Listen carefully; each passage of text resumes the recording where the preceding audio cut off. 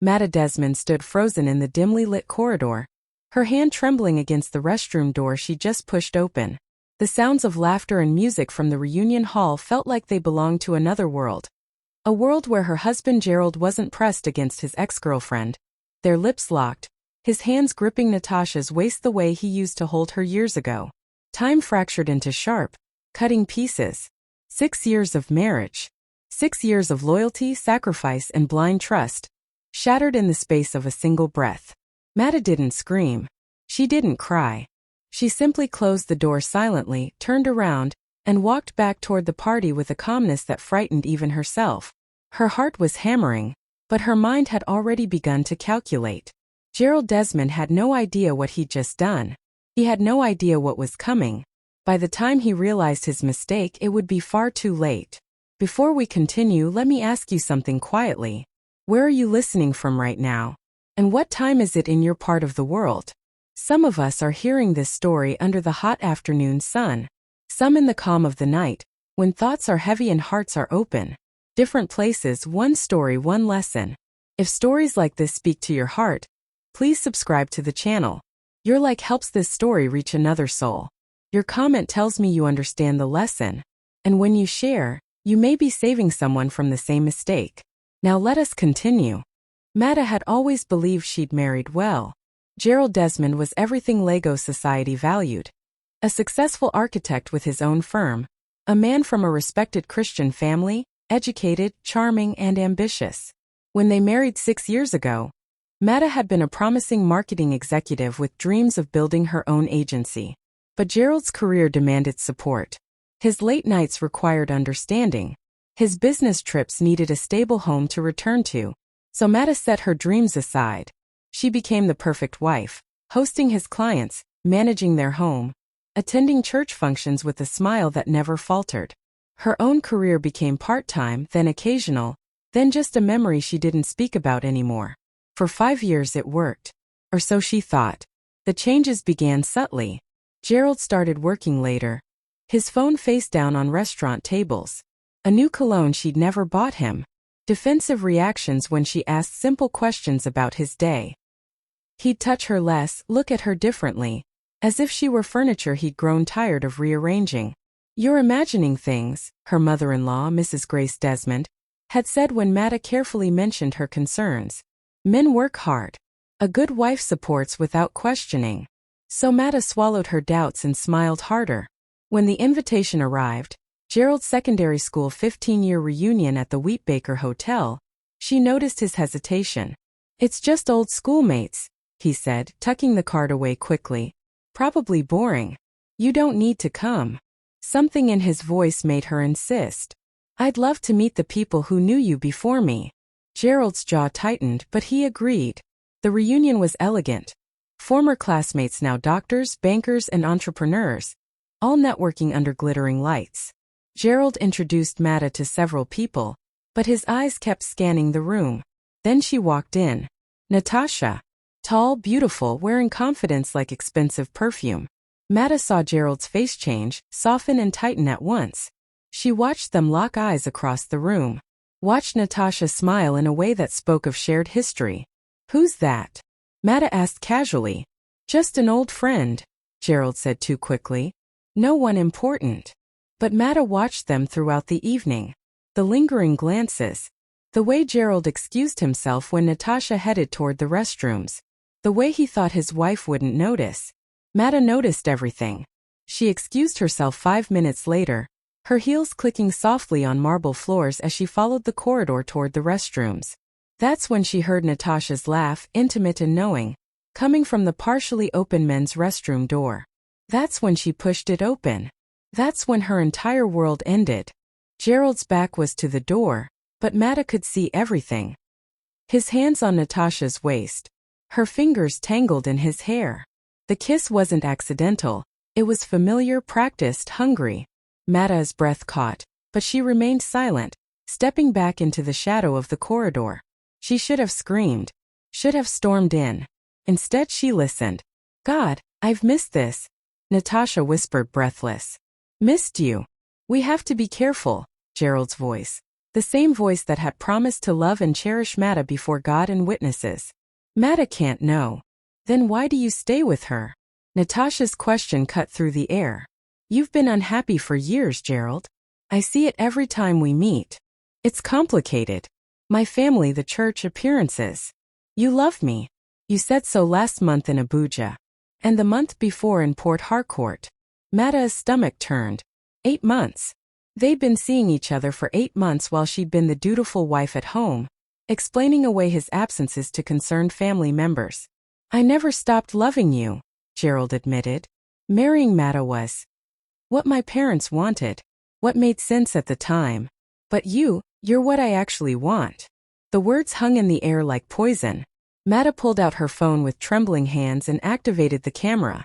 She took 3 photos through the gap in the door, clear, unmistakable evidence. Then she recorded 15 seconds of their conversation. We'll figure it out, Natasha was saying. But right now, we should get back before someone notices. Matah moved quickly back to the hall, slipping into the crowd.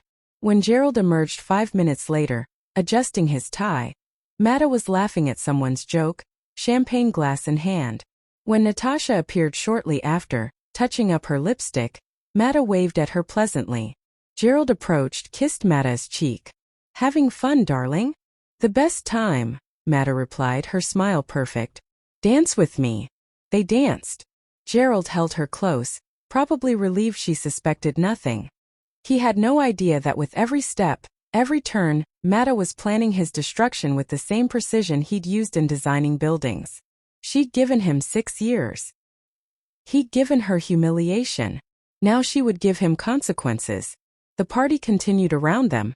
Music, laughter, celebration. But Mattah Desmond had already left the celebration behind. In her mind, she was already executing a plan that would ensure Gerald remembered this night for the rest of his life. When they finally left the reunion at midnight, Gerald was relaxed, even affectionate.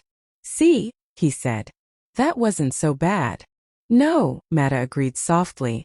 It was perfect. And she meant it. Sunday morning arrived with golden sunlight streaming through their bedroom windows. Matah woke early, prepared Gerald's favorite breakfast, yam and egg sauce, fresh orange juice, perfectly brewed coffee. She hummed while cooking, wearing the silk robe he'd bought her for their anniversary. Gerald came downstairs, surprised and pleased. What's the occasion? No occasion, Matah said, kissing his cheek. Just taking care of my husband. They ate together peacefully. Gerald scrolled through his phone between bites, completely unsuspecting. Matah watched him with calm detachment, as if observing a stranger. At exactly 9:47 a.m., Gerald's phone rang. Mr. Okonkwo, his biggest client. A luxury hotel project worth 42 million naira. Gerald, we need to talk about our contract. Mr. Okonkwo's voice was ice-cold even through the speaker. I've just seen some very disturbing information about your character. I can't have my family business associated with a man of such low moral standing. Consider our contract terminated. Gerald's face went pale. Sir, I don't understand. The line went dead. Before he could process it, his mother called. Mrs. Grace Desmond wasn't crying. She was furious. What have you done? She shouted loud enough for Matah to hear. The photos, Gerald. The entire family WhatsApp group. The church group. How could you disgrace us like this? Your father won't even speak. He's locked himself in his study. Mummy, what photos? What are you? Don't play stupid with me. You and that woman. Kissing her like a common street boy while your wife. Her voice broke. I'm ashamed to call you my son. She hung up. Gerald's phone exploded with notifications. Calls, messages, social media tags. His hand shook as he opened his family WhatsApp group. There they were. The photos Matah had taken. Crystal clear. Unmistakable. Posted with a simple caption. Gerald Desmond, architect, husband and liar. 6 years of marriage. 8 months of betrayal with Natasha. This is what happens at reunions when you think your wife is blind. His siblings were typing furiously. His father had left the group. His aunties, uncles, cousins, all witnessing his shame in real time. The church group was worse. Members he'd worshipped with for years, expressing shock and disappointment. Some defending Matah, others condemning Gerald with scripture verses about adultery and deception. Gerald looked up at Mattah, who was calmly clearing breakfast plates. "You," he whispered. "You did this." "Yes," Mattah said simply, meeting his eyes. "I did." "Are you insane? Do you know what you've done? My reputation, my business." "Do I know?" Mattah's voice remained eerily calm. "I know everything, Gerald. I know about Abuja, Port Harcourt, 8 months of hotels and lies while I defended you to your family, while I explained away your absences, while I played the perfect wife. We can fix this. Take it down, call people, explain." "There's nothing to explain. You kissed Natasha. You told her you never stopped loving her. You said marrying me was just what made sense." Mattah's voice finally cracked. "I gave you everything, Gerald. My career, my dreams, my dignity. And you gave me humiliation. I made a mistake. Mistakes are accidents. 8 months is a choice." Mattah picked up her handbag. "I've already filed for divorce. My things are gone. My lawyer will contact yours." Gerald grabbed her arm. "Mattah, please." She pulled away with surprising strength. "You destroyed me silently in private, thinking I'd never know. So I destroyed you publicly, making sure everyone knows exactly who you are." She walked toward the door. "Where will you go?" Gerald asked desperately. "Somewhere you're not," Mattah replied. "Enjoy what's left of your perfect life, Mr. Desmond." The door closed behind her with terrible finality. Gerald stood alone in the house they built together, his phone still buzzing with judgment, his world collapsing in real time. Within 3 hours, 2 more clients had withdrawn contracts. His business partner was calling for an emergency meeting. The senior pastor had requested his presence to discuss his position in church leadership. Gerald Desmond had woken up as a respected architect, a valued church member, a beloved son. By noon he was none of those things. And the day had only just begun. The emergency meeting at Desmond and Partners' architecture firm was brutal. Gerald's business partner, James, sat across from him with barely contained fury. 3 clients gone, James said flatly. 3. In one day. That's 15 million naira in projects, Gerald. Our junior architects are asking questions. Our reputation is in the gutter. We can recover. How? James slammed the table. When potential clients Google our firm name, your adultery scandal is the first result. When your wife's post has been shared 8,000 times, you've made us the laughingstock of Lagos business community. Gerald had no answer. His father, Pastor Joseph Desmond, refused to see him. When Gerald drove to his parents' home in Lekki, his mother met him at the gate. Your father said if you enter this compound, he'll disown you publicly, Mrs. Grace said, her eyes red from crying. Gerald, we raised you better than this. We taught you integrity, faithfulness, the fear of God. How could you betray Matah? That girl loved you with everything she had. I still love her. You love yourself. His mother's voice shook. You loved your comfort, your ego, your selfish desires. Matah sacrificed her career for you. She defended you when people said you were arrogant. She hosted your clients, impressed your family, stood by you through every challenge. And this is how you repay her. Mummy, I made a mistake. A mistake. Mrs. Grace laughed bitterly. You planned it, Gerald. 8 months of lying, sneaking, disrespecting your wife and your marriage vows. That's not a mistake. That's who you chose to be. She stepped back inside and closed the gate. Gerald's siblings were no kinder. His younger sister Angela called him, crying with anger. Matah was my friend. She helped me with my wedding. She gave me business advice. She treated me like a sister. And you humiliated her in front of the entire world. His older brother David sent a text. Don't contact me until you've made this right. If you even can. Natasha, unsurprisingly, vanished. Her phone was off. Her social media accounts disappeared. Gerald drove to her apartment. She'd moved out overnight. A neighbor told him, that woman left this morning with 2 suitcases. Said something about relocating to Abuja for work. She'd abandoned him the moment the scandal went public. The woman he'd risked everything for didn't want him when the costs became real.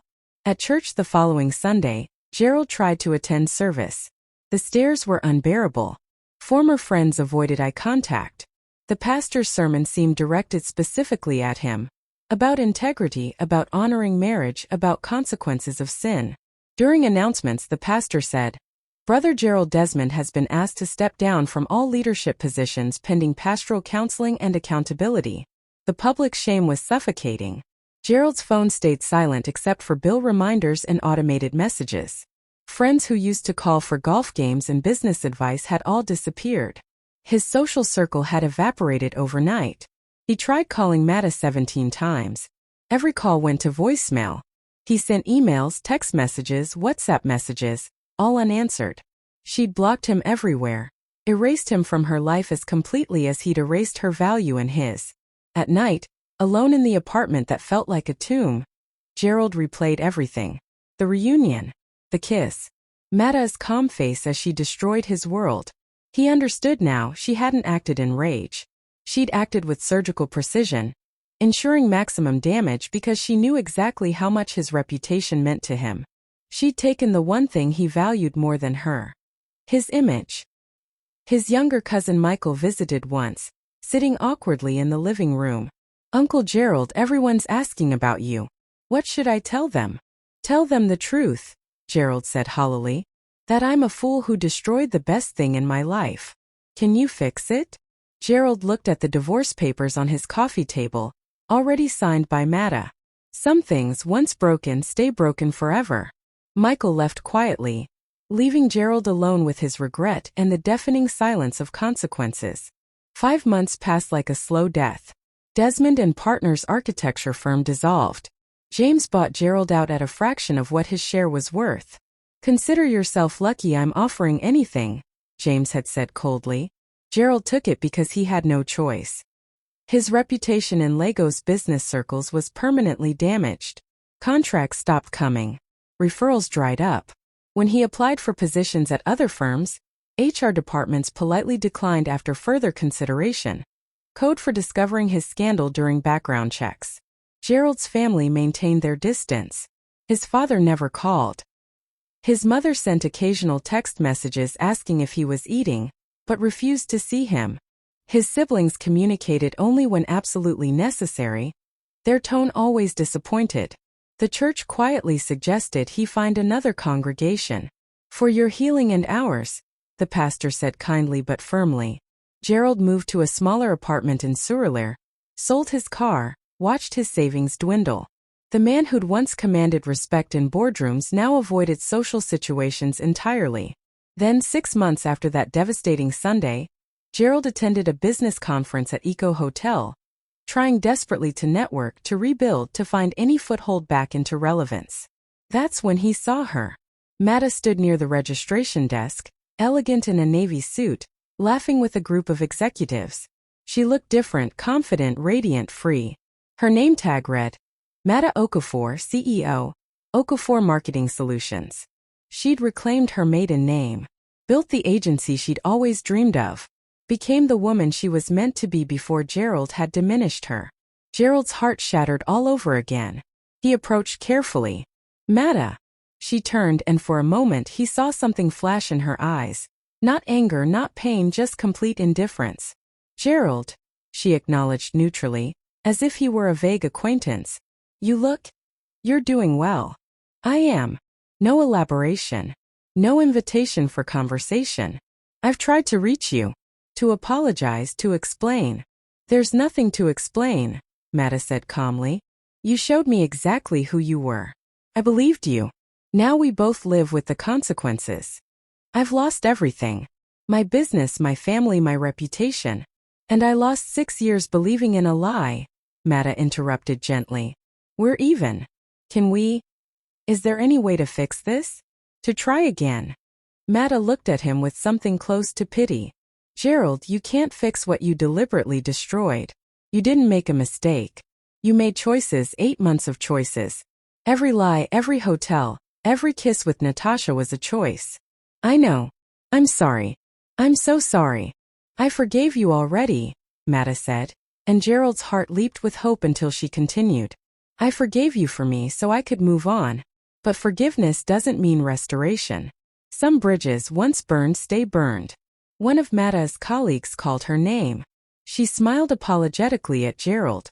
I have to go. I genuinely wish you healing, Gerald. I hope you find peace. She walked away, back to her new life, her success, her freedom. Gerald watched her disappear into the crowd of important people she now belonged with, people he used to be among. He left the conference early, unable to breathe in the same space as the woman he'd destroyed and who'd rebuilt herself so completely without him. That evening, Gerald sat in his small apartment and finally called his mother. She answered on the 5th ring. Mummy, I saw Mattah today. Mrs. Grace Desmond sighed heavily. And she's everything I took from her. Successful, happy, free. Of course she is, his mother said. Mattah was always strong. You just made her believe she was weak by making her shrink herself for your comfort. I destroyed my own life. Yes, you did. No comfort, just truth. Gerald, you had a queen and you treated her like a servant. You had a partner and you reduced her to an accessory. Now you have nothing, and she has everything she deserves. That's not punishment. That's justice. Will I ever get past this? His mother was quiet for a long moment. You'll survive. You'll eventually rebuild something smaller. But some consequences last forever, Gerald. You'll carry this shame for the rest of your life. Every time you meet someone new, you'll wonder if they've heard. Every relationship you try to build will be haunted by what you did. And you'll spend the rest of your days knowing you destroyed the one person who truly loved you. I know, Gerald whispered, tears finally coming. I know. Good, his mother said softly. Maybe knowing is the beginning of becoming a better man. But that man will never get Mattah back. Make peace with that. She hung up. Gerald sat in the darkness of his small apartment, surrounded by the ruins of his choices. Somewhere across Lagos, Mattah was probably at a business dinner, or working late on her thriving company, or simply living the life she'd always deserved. And Gerald understood the cruelest truth of all. Consequences don't negotiate. They don't offer second chances. They simply exist, permanent and unchanging, testaments to the lives we choose to live and the people we choose to betray. He'd had everything. And through arrogance, selfishness, and cruel disregard, he'd lost it all. Some lessons cost everything to learn. And some costs can never be repaid. Thank you for staying with me to the end. Comment your thoughts on the betrayal, and tell me where you are watching from. Don't forget to like, subscribe, and turn on notifications for more gripping stories like this. What do you think happens next? Comment below.